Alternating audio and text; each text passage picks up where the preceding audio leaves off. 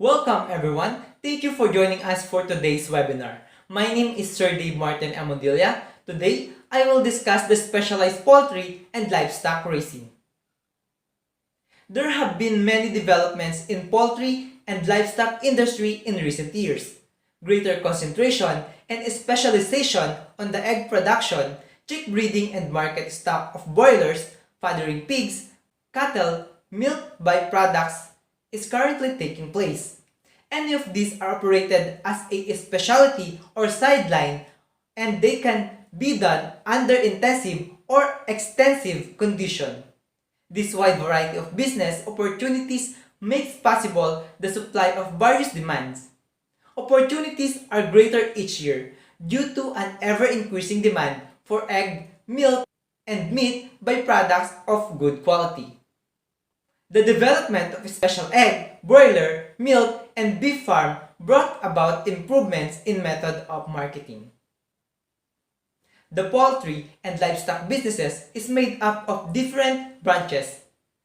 Beginners can select one which will best fit their condition. One must first study market requirements and land condition. Animal raisers with small farm can go into raising pure breed stock, breeding or production of market eggs, chicks, and broilers. The poultry and livestock business is a branch of animal production which offer quick return of investment. In any branch of the business, whether eggs, meat, or milk, the products are ready for market in every short period of time.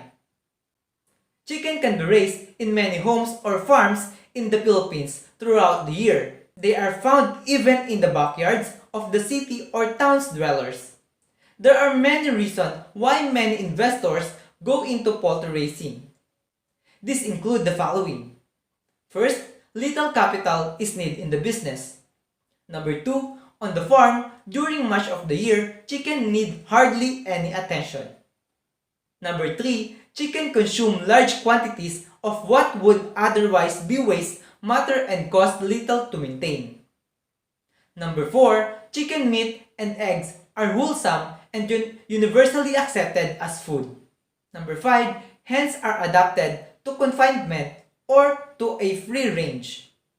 And the last is fair success and profit and attained even by keepers with a little knowledge in modern poultry management practice, provided they do not begin in a large scale. I will pass the time now to the next presenter. And now, we just talk about breeding.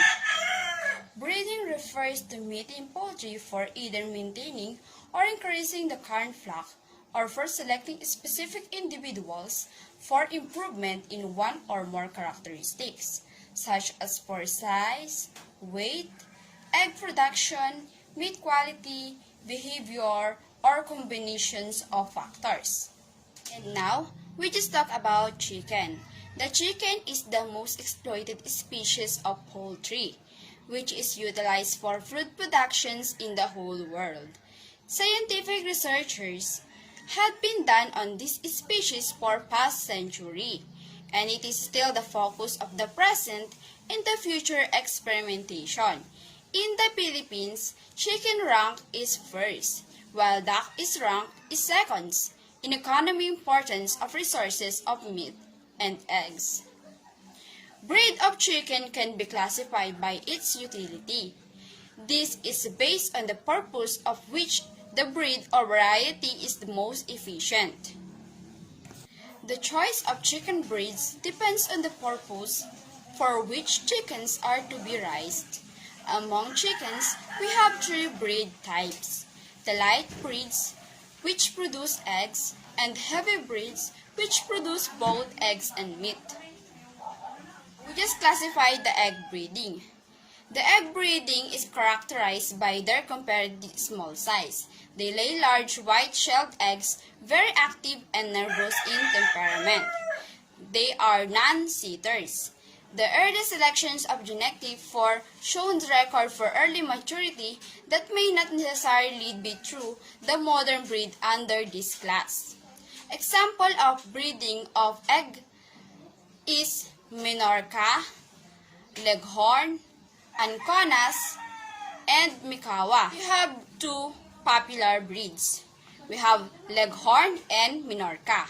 Because of their excellent laying capacities, Leghorn are white, brown, buff, or black in color, have long slender bodies, and have white earlobes, while the Minorca is larger than the Leghorn and has a large comb. The black Minorca is the most common. It lays fewer but larger eggs than the Leghorn. The next topic is meat breeds. Meat breeds are classified as Asiatic. Ang Asiatic class is originated in Eastern Asia. The meat breeds are heavy and slow-moving, weak layer but excellent sitters. Feathers surround the feet of all members of this class. We have three members in this class. We have Lashans, Cochins, and Brahmas. Lashans and Cochins are the heaviest of these three breeds. Lashans are the tallest. Lashans is huge, tall chicken with feathers on their legs and feet. Lashans are also known as feather-legged chickens. The Brahmas are the heaviest of the three. All meat breeds formerly belong to the Asiatic class. However, with the disappearance of this type of chicken, breeds of the American class have taken their place. Next is general purpose breed. Chicken breeds in this category are medium size, good layers with fast-growing young. They are not as anxious as the egg class, but they are a lot more active than the meat class. New Hampshire, Rhode Island Red, Plymouth Rock, Lancaster, Nagoya, and Cantonese are some examples of general purpose breed. Good day everyone, this is Abigail Rivera Agustin from BTLED 2A. Now I will discuss the management of laying flocks. There are guidelines to be followed to effectively manage laying flocks for egg production. The succeeding paragraphs include those on best breeds to raise, housing the laying flocks, and feeding the laying flocks. First, we have the best breeds to raise. The best breed to raise depends on the color eggs you prefer. Commercial white Leghorn type hybrids produce white-shelled eggs, and commercial production reds or sequins hybrids produce a large or the brown shell eggs. Most commercial type birds produce between 200 and 260 eggs a year. Purebred poultry also lay considerable eggs, between 100 and 180 eggs a year, but are not as efficient. Next, we have the housing the laying flock. Proper housing of layer is more important than the provided for other kinds of farm stock.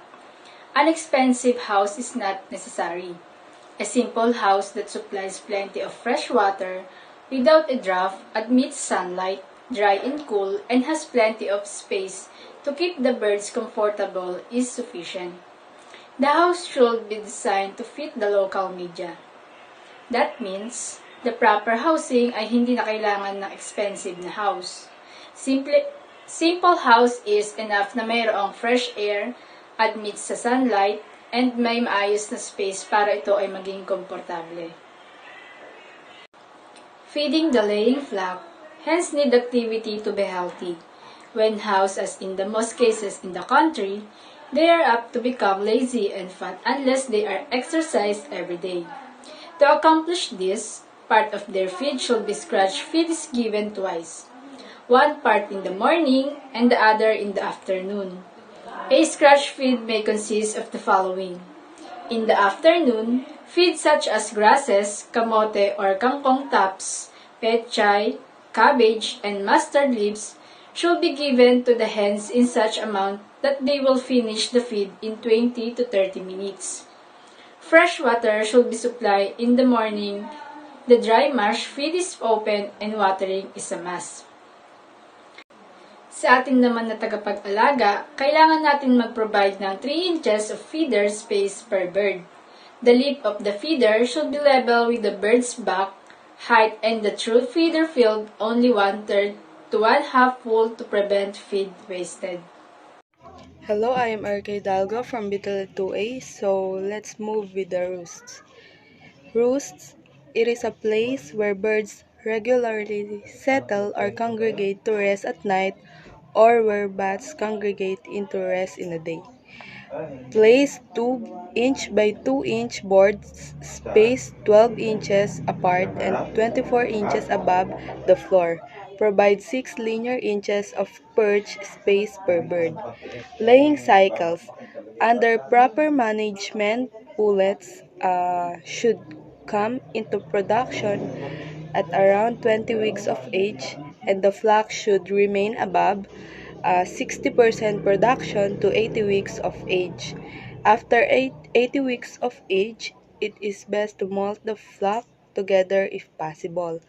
Birds will take about 10 to 12 weeks to complete all molt and come back into production, hence can be kept for multiple laying cycles. So the laying cycles of a chicken flock usually covers a span of about 12 months. Egg production begins when the birds reach about 18 to 12 weeks of age, depending on the breeds and season. So, next is ventilation. Ventilation refers to the process by which clean, normally outdoor air is intentionally supplied to space while stale air is removed. So ventilation, it is a window or a span should provide adequate ventilation to keep the pen dry. So the most important is the lights. So one 25 to 40 watt bulb located above the feed and the water area at ceiling height for each 100 square feet of pen is ample. Provides 14 to 16 hours of light per day for maximum year-round production. Never decrease the lighting period on birds in production, or they will stop laying. You will have to add lights in the fall or winter. An inexpensive time clock can be installed to turn lights on in the morning hours and let the birds go to the roost with the natural sunset.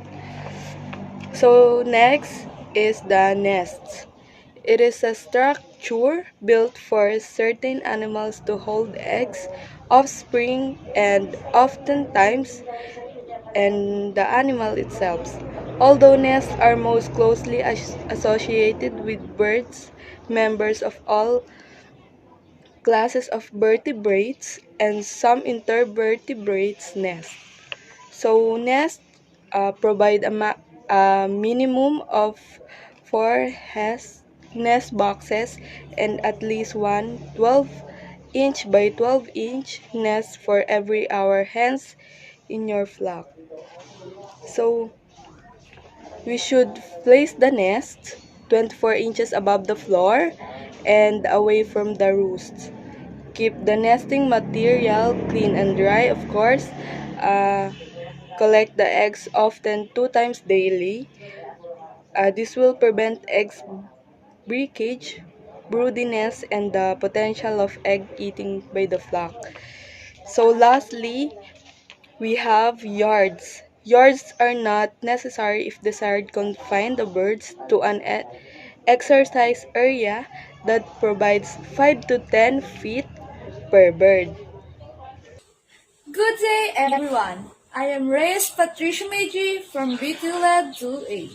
So now I will discuss the factors that influence egg production.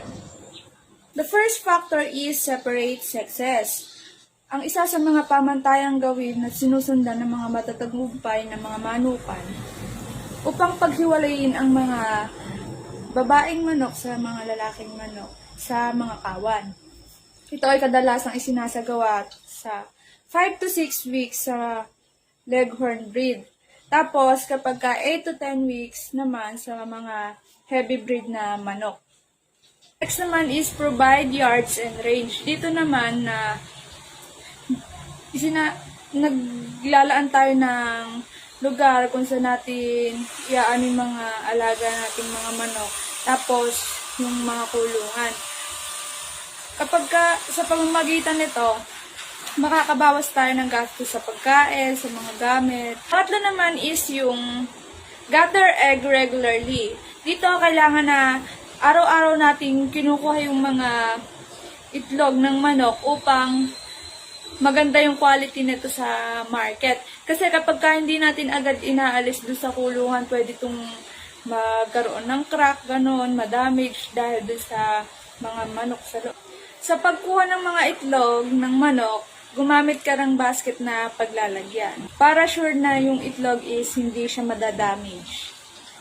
Maganda pa rin yung magiging quality nito.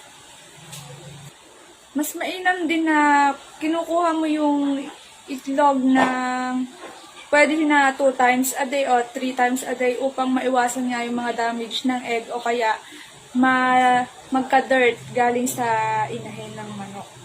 Now, Ma'am Dana Patricia Bernardino will continue the lesson about the influencing of egg production. Thank you, Ma'am Patricia May Reyes.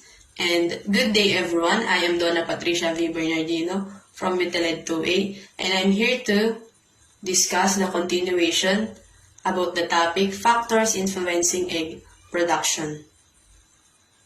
Number 4, we have poultry hygiene and sanitation. Absolute cleanliness and sanitation should be observed inside the poultry farm.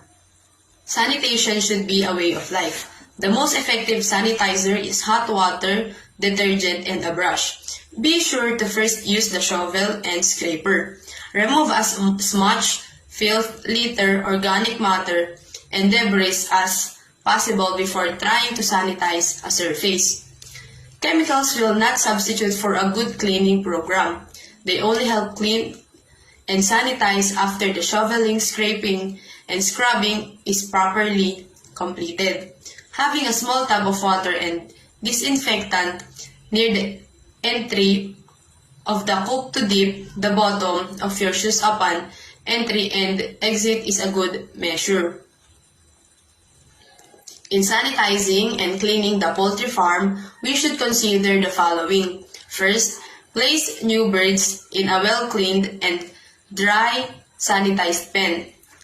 Allow houses to remain clean and vacant at least 2 weeks between broods or flocks. Third, keep equipment, especially waterers, clean and sanitary. Fourth, remove manure from pens and dispose of it promptly. Do not stockpile it near the poultry house. Last, manage rodents by eliminating habitat and access to feed and water sources. Moreover, in poultry hygiene and sanitation, we should consider isolation. Isolation is a basic and sound principle for preventing disease in your flock. Anything that moves, living or non-living, can be a vector and bring pathogenic agents to your birds. The wind can carry virus particles for long distances. They can be attached to dust, equipment, animals, or people. You can protect your birds from the wind, but air circulation and ventilation is a basic necessity.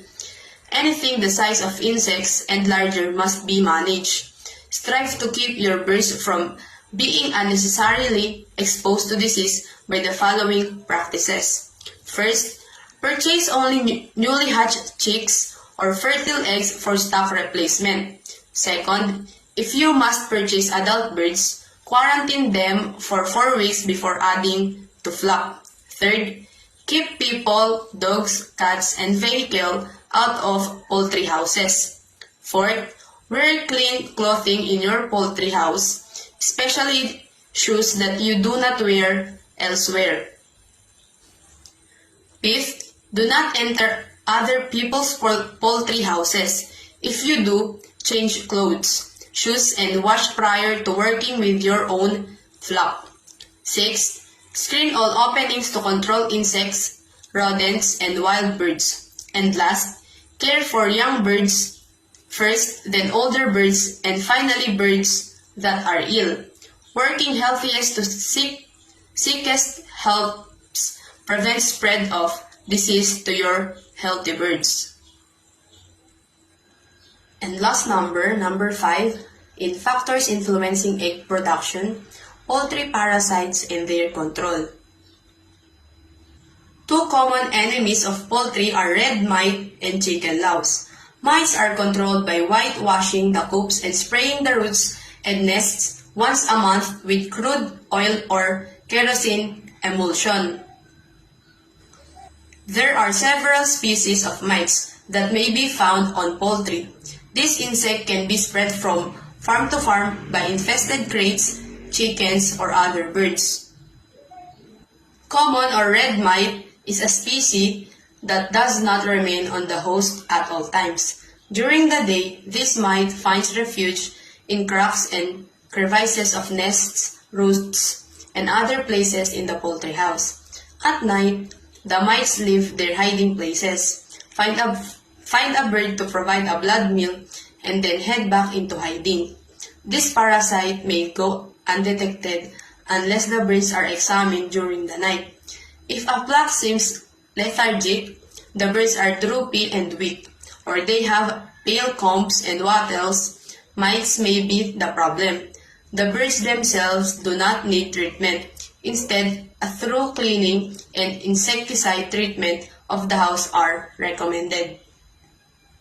Also, lice live on the body of the hen and may be easily controlled by dusting the hen with a few pinches of sodium fluoride, a white powder chemical that can be bought in the local poultry and agricultural store.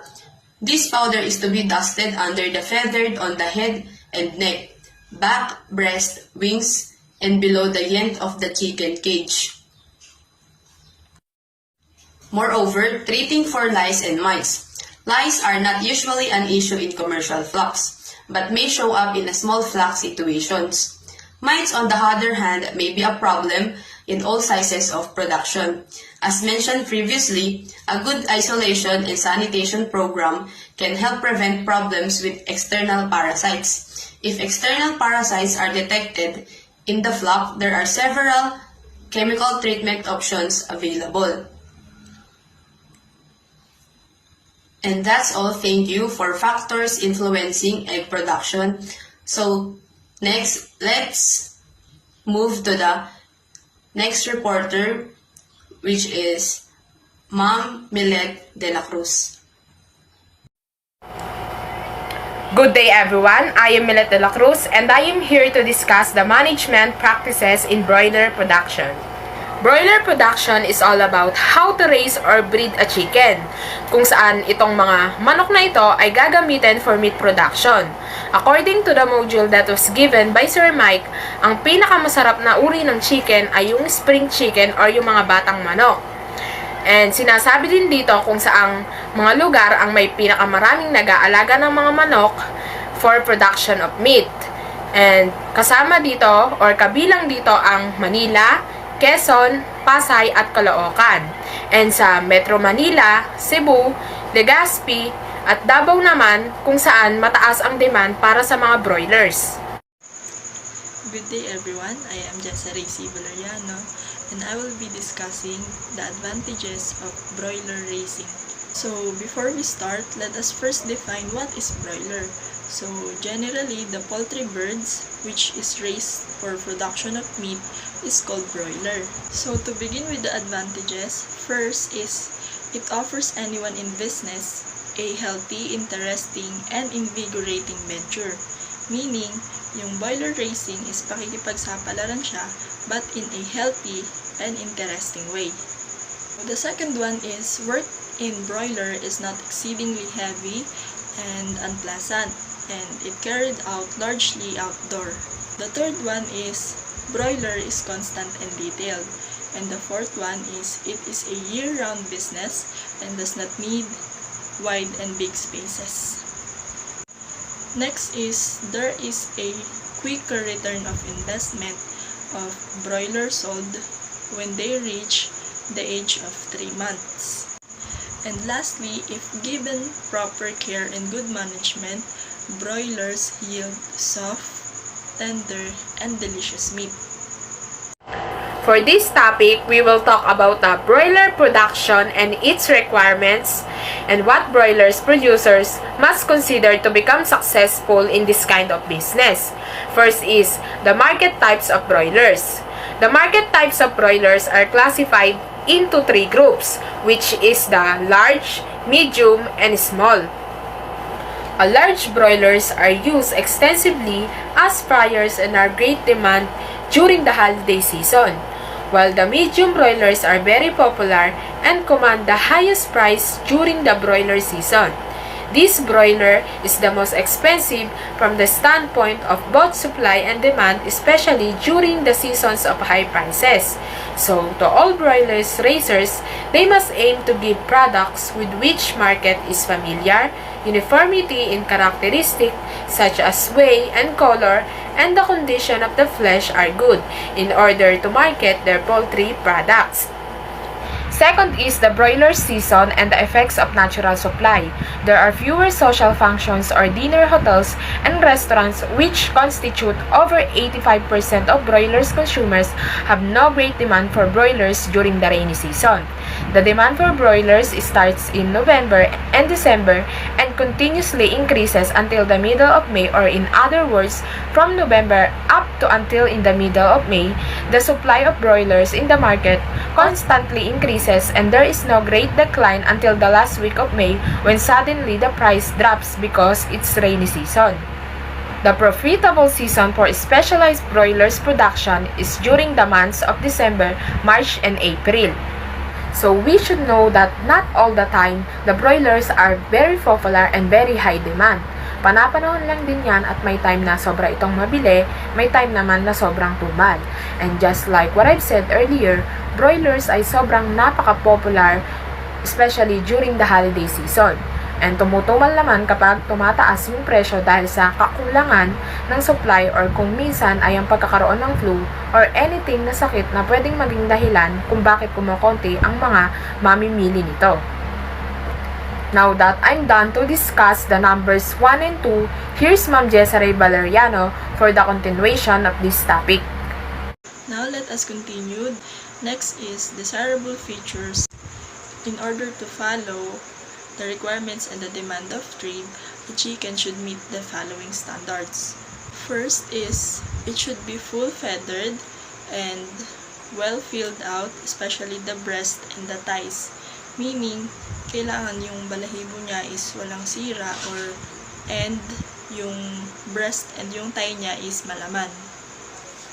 Second is, it should have a compact form because big bones gives a ringy and lanky appearance to the chicken when dressed.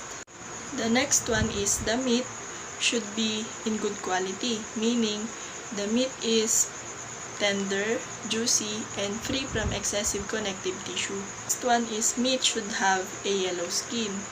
Why? Because these chickens demands highest price. Next is, it should be light and white feathered. Next one is, it should have been hatched in a quick maturing stain or from parents which were quickly matured. First class broilers have small comb, wattles, small shanks, feet, and legs. Now moving forward to the fourth requirements in broiler production, it is the best breed adapted to broiler raising. Second, if properly managed, these chickens attains quick growth from 12 to 15 weeks, weighing at 1 to 1.5 2 kilograms each. And these chickens are the Rhode Island Reds, New Hampshires, and Plymouth Rocks. The general utility breeds nearly fulfill more requirements than any other chicken. In my PowerPoint presentation, you can see the different brand names of broiler chicken that can be found in our local market. And one of those are the DeKalb and the Arbor Acres. We should select good breeds with desired distinctive characteristic because it will turn out into highest quality of market in shortest time with least expenses. So the last one that we must consider in broiler production is the price, cost, and profits. Before we attempt to raise broilers, we must have a clear understanding of the following. First is the cost of production. Second is the selling price. Third is the profit under average conditions. Cost of producing varies in difference in management, breeds, unavoidable losses, and varies in season. Other factors in production cost are price of eggs in the season when they are hatched. Another is loss from low of fertility. And the last one is the percentage of eggs hatched. The approximately cost per chicks of an average backyard broiler production raising 100 chicks are as follows. Expenses. First is cost of chicks with the amount of 12.50. Second is cost of feed from hatching to marketing with the amount of 0.15. Third is cost of labor with the amount of 0.07. Fourth is cost of picking and packing with the amount of 0.10. And last is cost of marketing with the amount of 0.15 and with a total of 12.87. The approximately cost per chicks of an average farm broiler productions raising 500 to 1,000 chicks are as follows. Expenses. First is cost of the day-old chicks with the amount of 10.00. Second is cost of feeds from hatching with the amount of 0.10.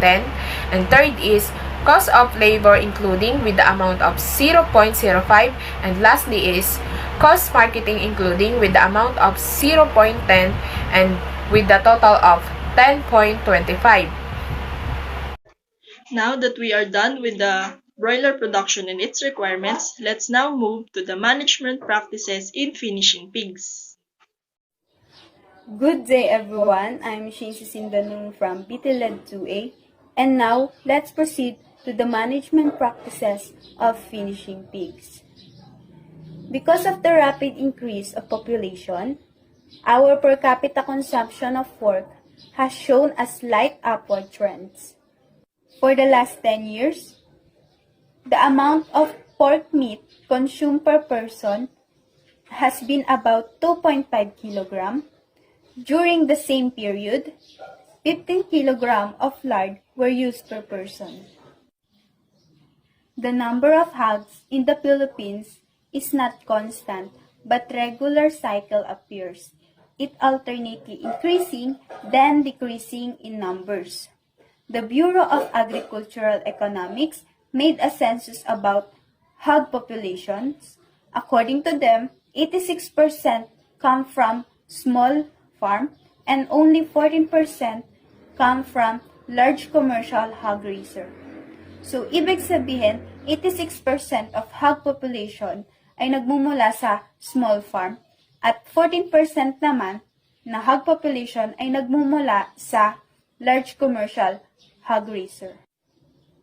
However, Southern Tagalog and Central Luzon have the larger proportion of farm-raising hogs, followed by Bulacan, Pampanga, Cagayan Valley, Ilocos, Visayas, and South Cotabato.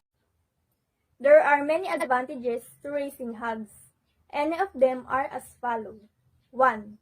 Hogs are excellent at converting processed farm feed into meat and meat products. 2. Pork processing yields a high rate of return. Pigs can be sold 6 months after farrowing or 10 months after the sow has given. When compared to other farm crops and animals, the cost of buying machinery and breeding herds is comparatively low. 4. Brood sow are prolific, raising 2 liters per year on average. And now, these are the continuations of report of Ma'am Jambi. Number 5. Roughages are used in small quantities and a small area for pasture in required for growing and fattening pigs. Number 6. Hogs have a high dressing percentage and are in demand as meat animals because of the big consumptions of pork products in the Philippines. Number 7. Hog excel is supplying farm meats because of the case in dressing, cutting, curing, and utilizing the carcass. The 7 benefits that discussed earlier is the several reasons why hogs should be kept on farms. Hog assist in maintaining the fertility of farmland by giving farm feed to hogs. A home market is provided for farm waste or household refuse. With hogs rising as a part of the farming operation, remunerative employment is provided. For most of the history of swine production, before about 1950, pigs were raised for both meat and fat. At the time, fat was very important in people's diets. Rendered feed fat is called lard and was used in cooking before vegetable oils became popular. Today, we raise pigs for meat production. Pork meats you may be familiar with include ham, bacon, pork, and sausage. Pig fat or lard currently is not very vulnerable. Therefore, modern market hogs are bred to maximize meat production and minimize body fat. Before you purchase a gilt for breeding project, you must realize that at the end of the project, the baby pigs you raise and eventually the sow will produce meat for people to eat. Pigs grow to market size very fast because of their amazingly high feed to meat conversion ratios. This simply means that for every kilogram of food they eat, pigs produce more flesh meat than cattle, goats, and sheep. Hello, I am Erika Hidalgo from Bital 2A. So let's proceed to the selecting the stock. Selecting the stock creates the pig possible, determine the market demand first, and select the best type of pig for finishing or fattening. So first we have market standard. When selecting your pig for fattening, note the following market standards: smoothness, thickness, firmness, and evenness or flesh at the sides. So second, we have sex. Select young bulls that possess well-developed testicles if possible. Have the bull examined to check its microscope and find out. So young bulls are prepared for beef fattening because they produce leaner carcass which is necessary of the same quality as that of steers. So third, we have health consideration, of course, the most important. Select animals should be activate and have a soft and smooth hair cloth. And avoid selecting animals that are blind, lame, have rough skin, and crooked legs. So fourth, we have constitutional and vigor. So select animals by the size and quality of their vital organ. Animals with large feeding capacity, strong appetite, large heart, girth, good constitution, and vigor. So for the last, we have disposition. So avoid selecting animals that restless, nervous, and those that panic even at the slight provocation. So, as a general rule, whatever the breed, age, or sex of your foundation stocks bear, and mind that the animal must be healthy and meaty. Good day, everyone. I am Reyes Patricia Meiji from BTLED 2A. So now I will discuss what is characteristic of good feeding. This is important from the standpoint of economical production. You should choose a pig that will gain the least feed. Although management practice will have much to do with this certain characteristic of feeding, must also be considered in the selection of fattening pigs. In selecting pigs for fattening, check the head because it is a good indicator for fattening. A broad well-proportioned head that is short for a particular breed indicates that the pig comes from breed reflect heats and missing feed and combination of conditions that do not produce economical feeders. A good feeder has a body that is deep but not out of proportion. Avoid the long-range pig and the chubby, very fat type. Another point to consider is the health and thrift. These traits are shown by the strength of the back and legs, bright of the eye, shine in the coat, and vigor in action. Select from a healthy, well-bred litter in which pig have been vaccinated against long cholera. Now, Ma'am Dana Patricia Bernardino, you will continue the lesson about the characteristic of good feeding. So, thank you, Ma'am Patricia May Reyes. And good day, everyone. I am Donna Patricia V. Bernardino from Bitaled 2A. And here's the continuation about the topic of characteristics of good feeding. In the Philippines, a well-ventilated shelter which will keep the pigs dry should be constructed for fattening pigs. The floor of shelters need not be spacious, but some provisions for daily exercise for one pig is necessary, especially if pasture is not available. The Bureau of Animal Industry or BAI and many commercial piggery projects have plans for this kind of project. Pigs need a constant supply of clean water. This can be provided by having a portable gasoline drum through. You can also build a concrete type wallow which can hold 20 to 25 centimeters of clean water. Clean the wallow at least twice a week. The feeding equipment for fattening feeds will depend on the number of pigs you will raise and the plans for the future pig project expansion. The different types of feeding equipment that should be considered are feeding troughs, self-feeders, and if possible, hay racks. Together with Ma'am Jessaray Valeriano, we will discuss the topic about the breed of pigs, and I'm the one who will explain the first 4 breeds of pigs, and after that, Ma'am Jessaray will continue it.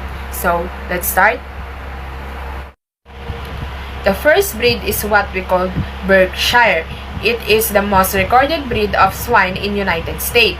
The Berkshire has medium size and black in color, with white on its face, legs, and tip of tail. It has a short dish face with erect ears pointing slightly forward. This breed is used for fresh pork productions in different places. Kung nakakita na kayo ng Bobby Ramo, same lang sila. Ganun yung itsura niya. Second breed is what we call Chester White. Chester White is originated in Chester County, which their name was formed. This white hags has a droopy medium-sized ears and it's known for their mothering ability, durability, and soundness. The third breed is what we call Duroc. It is the second most recorded breed of swine in the United States. It is also known as red pigs with the drooping ears. These pigs are valued for their product quality, carcass yield, fast growth, and lean gain efficiency. The fourth breed is what we call Hampshire, the hags with the belt features in their skin. Hampshires are the fourth most recorded breed in the United States. Hampshires is also known for producing lean muscle, high carcass quality, minimal back fat, and large lion eyes. Now that I'm finished to discuss the first 4 of the breeds of pigs, here's Ma'am Jessaray Valeriano for the continuation of this topic. Now, for the continuation of breed of pigs, let us now talk about landrace pig breeds. Landrace pigs are white hogs with drooped ears. They are the 5th most recorded breed of swine. Their females are heavily milkers, and they are often farrow and large pigs. Next breed is Poland China, and they originated in Ohio way back 1890. They have large frames, length of body, muscle, and leanness.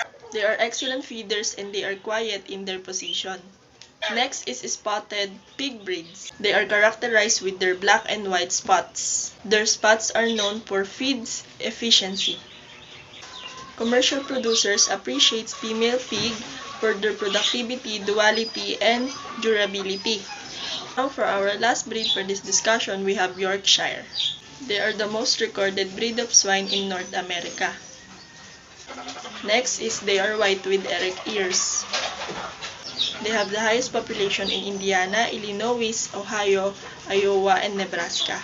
They are known for their muscle with highest proportion of lean meat and low back fat. Lastly, soundness and durability are their additional strength. And that would be all for our presentation for today. Thank you.